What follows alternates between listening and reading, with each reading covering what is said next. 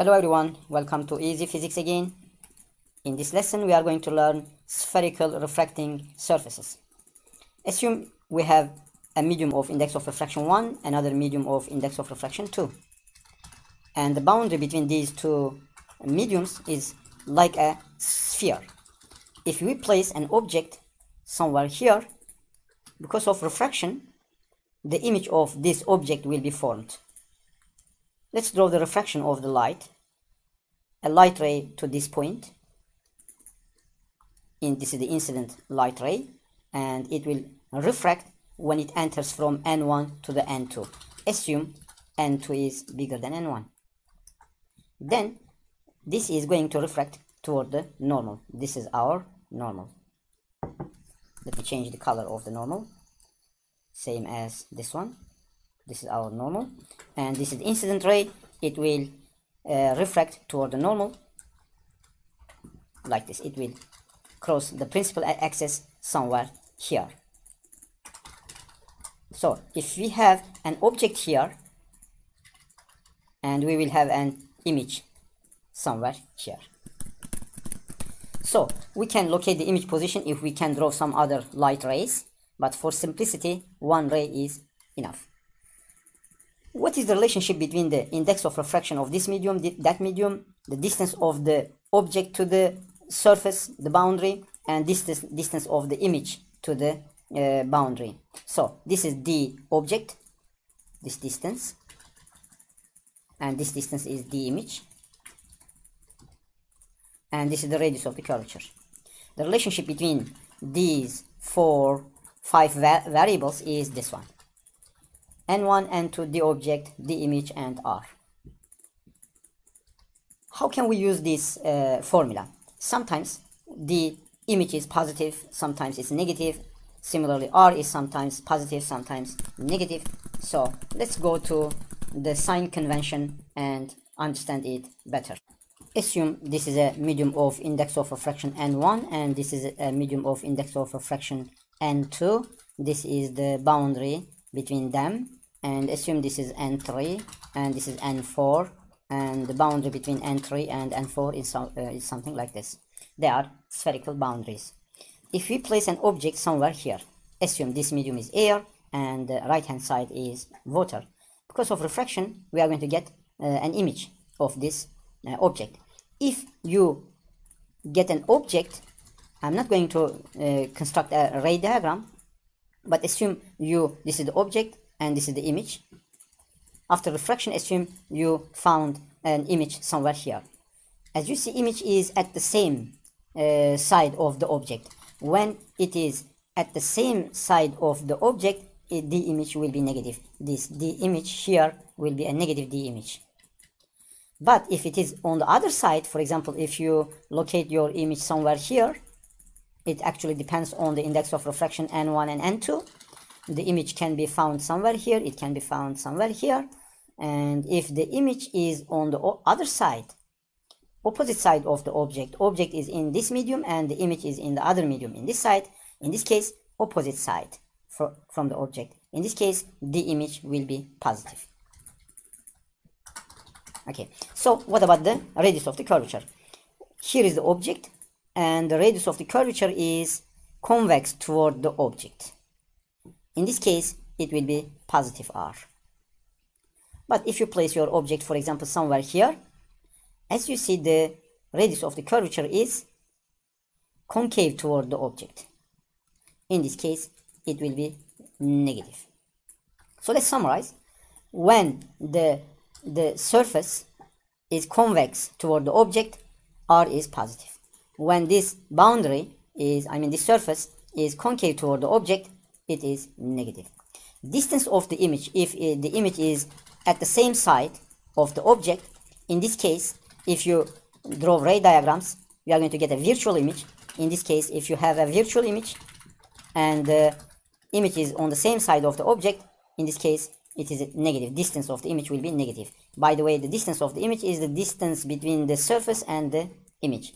But if the image is at the opposite side of the object, in this case, it's going to be a real, and the distance of the image will be positive. Okay, Now we are going to find this equation by constructing the ray diagram and do some math calculations. But first we need to look at some small angle approximation. Now for small angles, sine theta is equal to theta, tangent theta is equal to theta, and sine theta is equal to tangent theta. These are all valid when theta is very small, and also theta is measured in radians. In this triangle, if you look at the sine theta, it will be this side divided by this hypotenuse. And if you look at the tangent of this angle, by the way, let's call this one alpha. I'm sorry. Assume this is not this is alpha angle. And what is tangent alpha? It is this side divided by that side. What is sine alpha? It is this side divided by that side. But as you see, they are not equal to each other. I assume this is 3 units and this is 4 units. This is going to be equal to 5 units. So in this case, sine theta will be, sine alpha will be equal to 3 over 4, but tangent alpha will be equal to 4 over 5. As you see, they are not equal to each other. But if you make this angle very small angle, such as like this one, okay? If this angle, assume it's theta, and in this case, what is sine theta? Sine theta is this height divided by this hypotenuse. What is tangent theta? Tangent theta is this side divided by this horizontal side. So as you see, the hypotenuse and this horizontal side, as you see, approximately they are equal to each other when the angle is very small. That's why we say sine theta is equal to tangent theta. On the other hand, when sine is very small, okay, if you get a very small sine theta, it's going to be equal to theta. For example, if this height is 1 centimeter and assume this height is 20 centimeter, this length is 20 centimeter, the sine theta will be equal to 1 over 20, and this is a very small value. In this case, you can say sine theta is equal to theta. It is similar also for tangent theta. Okay, let's go back to our picture. Now here we have a medium of index of refraction n1, another medium of index of refraction n2. Let me clean these things, and then I am going to construct. I'm going to do some mathematical calculations and prove this equation. Now, assume this angle is angle of incidence. It is the angle with the normal. It is theta 1. And this angle is angle of refraction. It is theta 2. And assume this angle is theta 3. And this angle is theta 4. And this is theta 5. This is theta 5. Okay, also assume this is point A, this is point B, and this is point C, this is point D, and this is point D. Okay, this is point D, and this is point E. Okay, so what is the relationship between theta 1, theta 3, and theta 4? Please look at this triangle. If you look at the triangle ACE, in this triangle, theta 1 is an exterior angle. Theta 1 will be equal to these interior angles, theta 3 plus theta 4. Similarly, if you look at this angle, this triangle, ACD triangle, theta 4 will be equal to, theta 4 is equal to the sum of these two, theta 2 plus theta 5. Okay, from here we need to we need to find theta 2 is going to be equal to theta 4 minus theta 5. Okay, so let's write Snell's law for this point A. Snell's law will be equal to n1 sine theta 1 equals n2 sine theta 2. Now assume this medium is index of refraction n1 and this medium is index of refraction n2. Now since we have drawn this incident ray and refracted ray, as you see we have exaggerated it. It is a little big, but if I make this angle very small, just like this angle. If I make it very small, if I had drawn this line to somewhere here,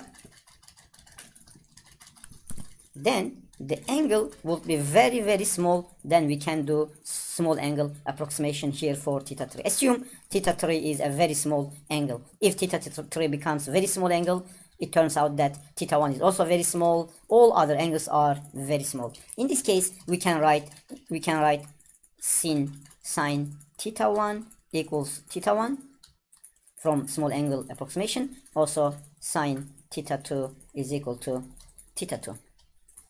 So now we can write instead of theta 1, by the way, let me write this one also from small angle approximation. If sin theta 1 is equal to theta 1, instead of sin theta 1, I am going to write n1 theta 1 equals n2 theta 2. Also, we know that theta 1 is equal to theta 3 plus theta 4. Then we can write n1 times theta 3 plus theta 4 equals, this is theta 4, it is n2, and by the way, theta 2 is equal to theta 4 minus theta 5. Okay. So, let's now go to our picture once more and find what is theta 3, what is theta 4, and what is theta 5. As you see, theta 3 from here, theta 3 is going to be equal to this side divided by that side. For small angles, instead of sine theta or instead of tangent theta, I can write theta. That's why instead of theta 3, I'm going to write EB, this distance. Assume this is a very small angle, this is a very small triangle, and EB divided by AB. So I'm going to write N1 times, instead of theta 3, I'm going to write EB divided by AB plus, now we are going to write theta 4. As you see, theta 4, this triangle, if you look at this triangle, it is EB over BC. It is plus EB over BC equals N2. Again, I am going to write theta 4. It was equal to EB divided by BC minus theta 5. What is theta 5? As you see, this is the angle, theta 5, and it is EB over BD. So, it is going to be equal to EB over BD. Okay. So, but what is, as you see here, we have EB, everywhere we have EB, and they all can cancel out. What is AB? AB is the distance of the object, DO. What is BC? BC is the radius of the curvature.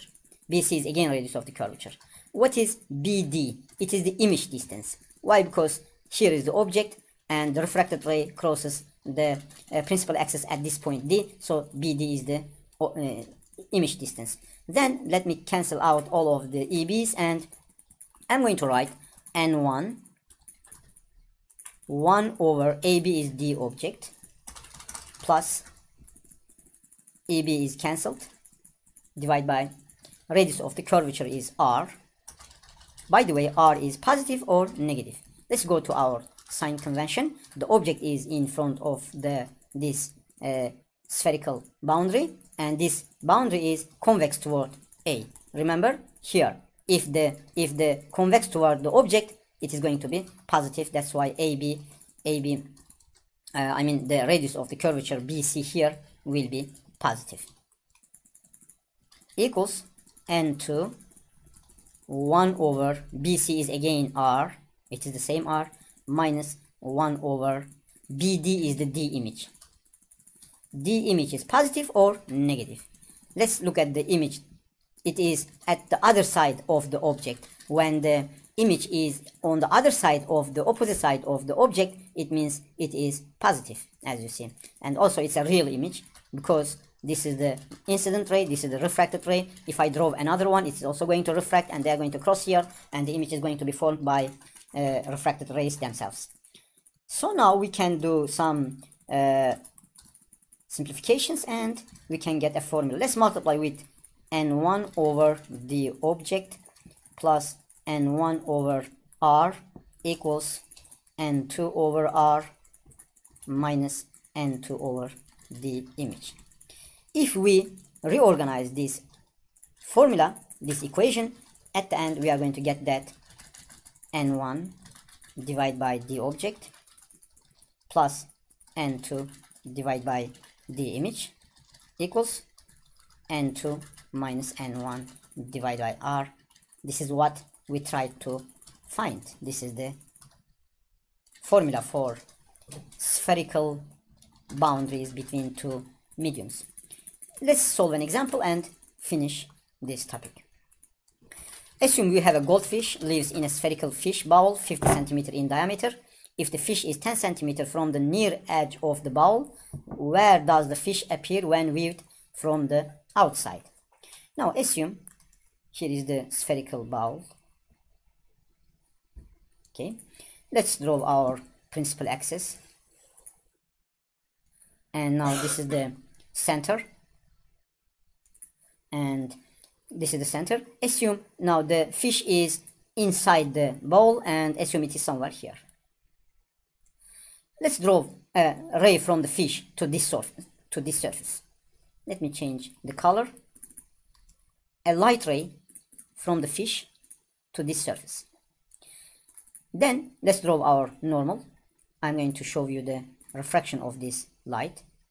This is the normal, and we have a light from the fish, this one, to the boundary. Now this light ray is going to move away from the normal, or it is going to bend toward the normal. Here is water, we have water, the fish is inside the water, and here is air. We are viewing from the air, we are looking at the fish, and this light ray is going to bend away from the normal. So the bending is going to be something like this. Okay, so as you see, this is the banded light. It was moving in this direction. Now it has bent away from the normal, and now it is moving toward that direction. But its extension will move to somewhere here. Its extension will pass somewhere here, and image is going to be located here. And we know that the object is here. The fish was here. So let's use our formula, determine the image distance. And remember, our formula was n1 over the object plus n2 over the image equals n2 minus n1 divided by r. By the way, how much is the r here? It is given that the diameter is 50 centimeters. It means that r will be equal to 25 centimeters. So the r is positive or negative. As you see, object is here, and as you see, the boundary is concave toward the object. This boundary is concave toward the object. In this case, r must be negative. So n1, this is the n1, it is the n of the water, 1.33, divided by the object. It is given 10 centimeters. If we go to the problem, as you see, it is 10 centimeters. The fish is 10 centimeter to this end of the bowl. Then 1 over 10 will be equal to the index of refraction of the other side is 1, which is air, divided by the image, we don't know.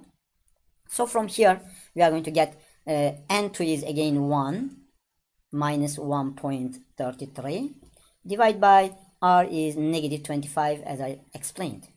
Now, if we do some calculations, this will be 0.133 plus 1 over the image equals, and after some calculations from here, I have calculated it for you. This is minus, and this is also minus. It's going to be positive 0.0132. Okay, if we do this calculation, the image distance will be equal to negative 8.35 centimeters.